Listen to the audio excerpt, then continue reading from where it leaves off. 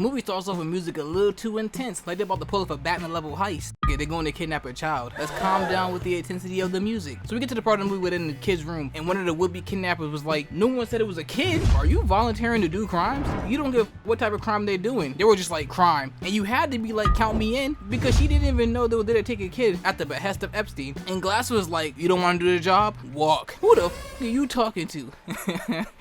I need to know so I could tell them what you said. But that's after he tasted the flavor of my knuckles, because there's no way. He pulled the hell out of her card because she just stayed and joined him in on a game of dance night and hide and seek. So, you know, the kidnapping was initiated and Glasses already got hurt. He's trash. He's mad she was defending herself. Really put his chest up as if he squared up against Mike Tyson. I was like, stop it, you're tripping. That's a child. And with the look in his eyes, I could tell he's gonna turn around like this. I don't give a f. I don't give a f. Because Glasses was over there geeking, Joey had to hit the girl with the Cosby special in a syringe, putting her to sleep, then bagging her up like some groceries. At least there's one professional in the team. Why the f is he a part of the team if he ready to squabble up with children? I know they're performing a kidnapping, so there's no rhyme or reason to what they doing, but straight up ready to duke out with a little girl is crazy work to me. Hey, Your Honor, him right there. Put that nigga in jail. Back inside the van, they were laughing and shit like, woo, job well done. We kidnapped the hell out of that girl. Nigga, we are 11 minutes in the movie. We have just begun. They make it to the house where the chicken man from Breaking Bad explain the rules. Tell them they have to stay in the house for 24 hours and leave them. To be honest, I think he set them up. I'm not gonna lie, because calling them lab rats is crazy. I swear he's making the Mr. Beast video. You survive 24 hours in the house with a vampire, you win $5 million. But if you lose, you die. So we progress in the movie, and we have this girl right here, the one that got her car pulled, Joey, do a party trick and deduce facts about each of them. Ex-cop, muscle, rich girl, military man, and a sociopath. But this man stayed pulling her card like he's a blackjack dealer because he called her Tyrone Biggums, Rodney Downey Jr. before Iron Man, prime Charlie Sheen, a junkie. After that, she took her leave and went to check on the girl. But you can't allow one to play in your face twice, especially in the same night. So she talks with the kid, you know, basic kidnapping conversation, tears, motivation, you know the usual. Then the kid drops a bomb, like, my dad don't give two f***s about me. He don't care you kidnap me. I'll be like, so how I'm supposed to get my $7 million? Who's giving me my $7 million? But it wasn't until the end of their conversation that would have had me ready to dip.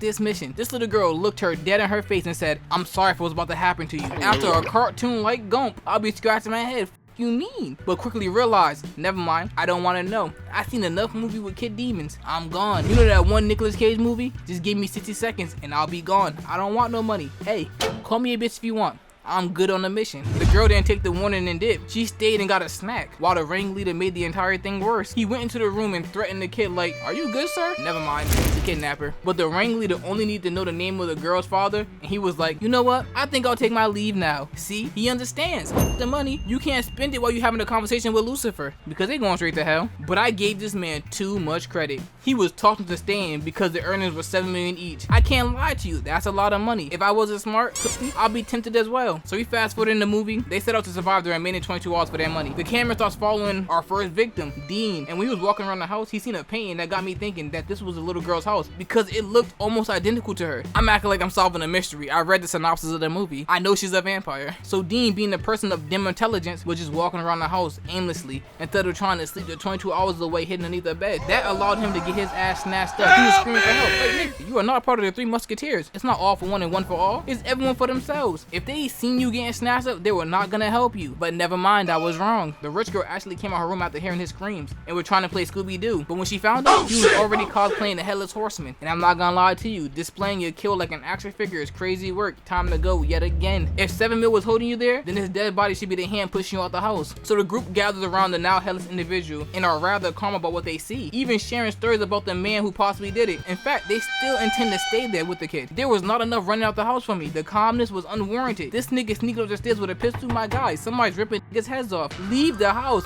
I don't think that gun's gonna work. But that's just me. I could be wrong. The bullet could put her down. Glasses was too busy glazing the man from Breaking Bad to see they needed to leave. The only one who was thinking like me was the black guy. Time to go. We got to go. Matter of fact, fuck them. I'm leaving. Y'all can stay. And see, like kindred spirits, he was about to bounce. And even asked the girl if she wanted to leave. She was like, no, even attempting to stop him from leaving. Stop your words, you evil temptress. But that was all for naught because they were locked inside. And this nigga Peter thought he was Spider-Man or something, trying to show to ram the gate down. Talking about something, I think it's locked. Thanks, I couldn't peep that myself. The entire house started sealing them inside. It was wraps. Just lay it down and slap yourself with butter because you're cooked, baked, hell, even broiled. At this point of the movie, they realized they might have it set up, and Joey went to talk with Abigail. Now, I don't know if this little girl is a professional chess player with the move she just pulled, telling Joey that Glasses was Valdez, an assassin that works for her father, so she can sow some dissidence amongst the group. If so, clap it up for her. Is she kidnapped, or are they? Joey and Rickles made a plan to handle the other kidnappers on their team to make sure they're not traitors, but I blinked and my man Rickles was gone. Boy, ain't no fucking way, boy. Can we get some RPs in the chat? I almost brought a tear to my eye. Now Joey's just going crazy, had a gun drawn at everybody, told Glasses that Abigail spilled the beans. She know he's Valdez, but Glasses just dismissed her, calling her a junkie yet again. And I can't lie to you, her erratic behavior does make it like she just got done sniffing something. But Glasses sent Peter to torture or kill Abigail. I don't know what their plan was, but Joey was going for none of it and folded muscles like some origami. Nigga, what are those muscles for? I'm not saying beat her ass, but at least seem tough. Nigga went down faster than the eater when the light goes out. Now they were all arguing. None of them have the brains of my nigga Rickles, but outlived them. Anyway, I digress. The only one who peeped what was going on with Sammy, the true culprit, was Abigail. We all guessed it, because again we read the synopsis. She watched this little demon break her own hand and take the cuff off. Now, I thought she was about to put on a little show for them, a little ballerina recital. I was right, it was a show, but more of the violent kind. She jumped on Peter's back, almost taking a hefty chunk from the side of his neck, until Glasses painted the wall with her memories. But she was just getting started. The fun had only begun. She stood up, wiping the bullet hole from her forehead like it was makeup. Joey started acting like she was playing Resident Evil and loaded in Abigail. Too bad she was eating those bitches like a Nakado mukbang. But you know the only thing I took from this scene? That is a good ass door. She ripped a grown man's head off his shoulders like an action figure, but her kryptonite is an old ass door and oval doorknobs. So now they know they're facing off against Dracula's daughter, and their game plan to face her was pull sticks into steaks and search the kitchen for garlic. GG's, they're dead. But you know what got me confused? Joey's mindset. She said keep the girl alive to bargain with her father, who, using the process of elimination, is also a vampire. First off, killing her is gonna be a task, but to keep her alive while dealing with her, impossible. Joey, you gotta go. She said she was gonna set out the hunt of Abigail. You already shot her like she was 50 Cent at least 9 times. Because of you, she been through enough to drop her own version of many men. Sit out. They burst into the room and she was already gone. She was upstairs dancing with a dead body like she was Gabrielle and he was Trey Bolton. Put that corpse down. But then she got active, hopping on top of Sammy, ripping the garlic from her hand, giving it a perfect whiff that would put Prime Steve-O to shame. There was some technique behind that smell. Then she started lighting her body up like she was Mike Tyson. Glasses ran over there to get involved just to get a 2-piece and sent to the floor. I know she's a vampire, but come on, you were acting tough the entire movie. Do a little more. Do something. See, Peter picked her up like she was a misbehaving youth. He should have never done that, because like these new young niggas in this world, she too was a crash out. She pinned him to the floor,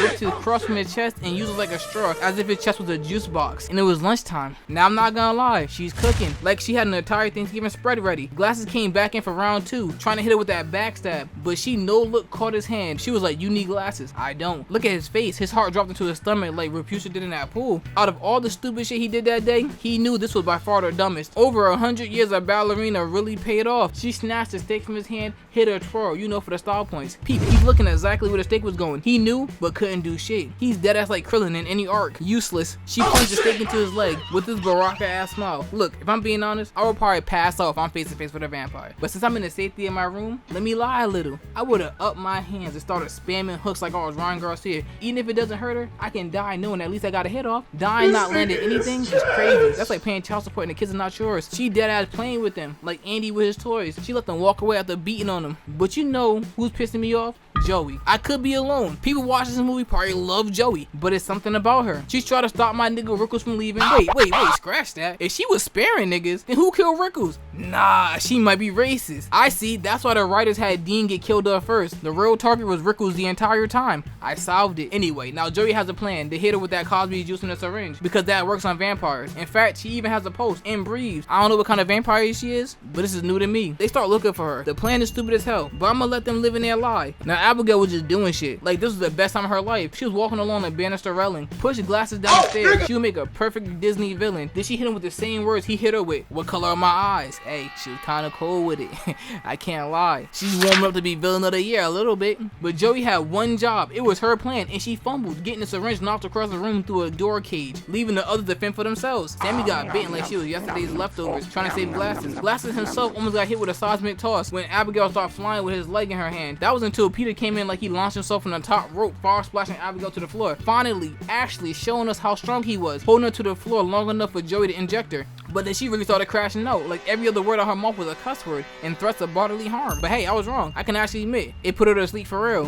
Why does it work on her? She has a mean ass healing factor. And they locked her in a cage where we found out it was actually her who hired them to kidnap her, to help with her boredom because her father doesn't love her. And also they kind of vexed her father in some way. They did something to his business. But they at the beginning of the movie called them lab rats, so I already knew it was a setup. Anyway, Abigail just continued to be stuck in the elevator, just bursting out that bitch like the Kool-Aid man, knocking coins from Glass's pockets, had him seeing birds like he was on Looney Tunes. She came out just hitting dance moves, cutting up. That's the behavior you have when you know you the toughest nigga around. No one can stop you. But they did say something about that nigga Icarus flying too close to the sun, because Joey came in and seen that Abigail was getting ready for a TikTok live mukbang and offered her some better lighting. Abigail did not like that. The mere rays of the sun had her screaming in pain, had her over there like Luke Skywalker, handless, loveless, because her father doesn't love her either. She was damn near twinning with Luke for real. Then they all skedaddled to the library, and Glasses, using the information he got from Abigail, looked for a book to find the exit, while Sammy was sunbathing to see if she was a vampire from the bite. She wasn't, but Abigail had Glasses looking like a clown, like his name was Krusty, because the book she told him about didn't lead to no exit, had a smile and everything, like he was doing something impressive. He wasn't.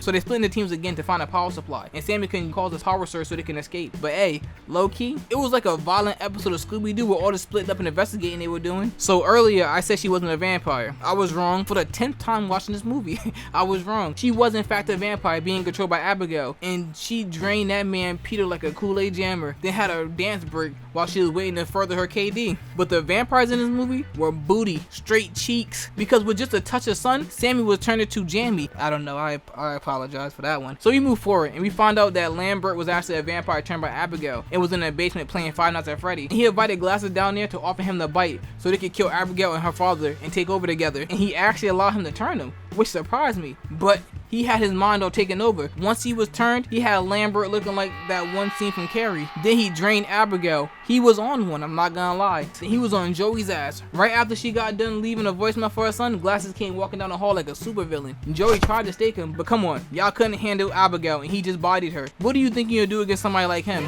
Glasses tossed her through the bookcase back into the room, then yeeted her across the room. I'm like, how is she still up? Her body bounced off the wall like he was playing a game of pickleball. Then he just flew up there. Was there an instruction manual on his abilities that he read after handling Abigail? Because he was too good at using them. But we all know Joey survives because of the way he was playing with her. She tried to hit him with a book and he headbutted it. He was not being serious. He used her body to do some redecorating. But I changed my mind. I f with Joey even more now. She stood up to her shits, telling him to bring it to the street. I mean, she didn't even let up a swing, but she still had the heart to. The bite just making you into the perfect supervillain because Frank, I'm no longer calling him Glasses, was now in his role, villain. Abigail came back and saved Joey and they teamed up to jump Frank. But come on, adding one human is making a difference. They were doing a good job until Abigail kicked Frank, fucking up Joey in the process, allowing Frank to get his ISO. She came in there with some ballerina shit, got one clean hit off before he folded her like a pretzel and had her legs wrapped around her neck like a scarf. I don't know what resiliency perk Joey had because she just kept getting up. That was until Frank pinned her against the wall like a poster while Abigail was over there being freaky. She finally decided to dig in her bag. I didn't know she had. She tossed out 2 punches that Frank weaved, but she wasn't done. She kicked him in his thigh meat, then fed him a back handspring,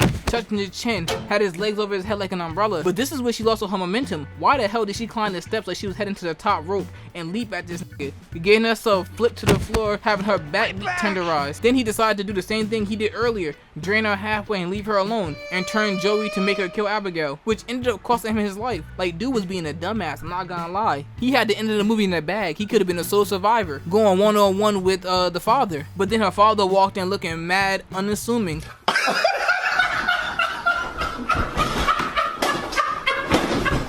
He deadass looked like a librarian who just started to learn how to use gel to slick up his hair. He does not look threatening. I know looks can be deceiving. Yeah, they let Joey go and she survived. The only one. They couldn't let my nigga Rickle survive too. Anyway, if you enjoyed the video, thanks for watching. Until next time, take care.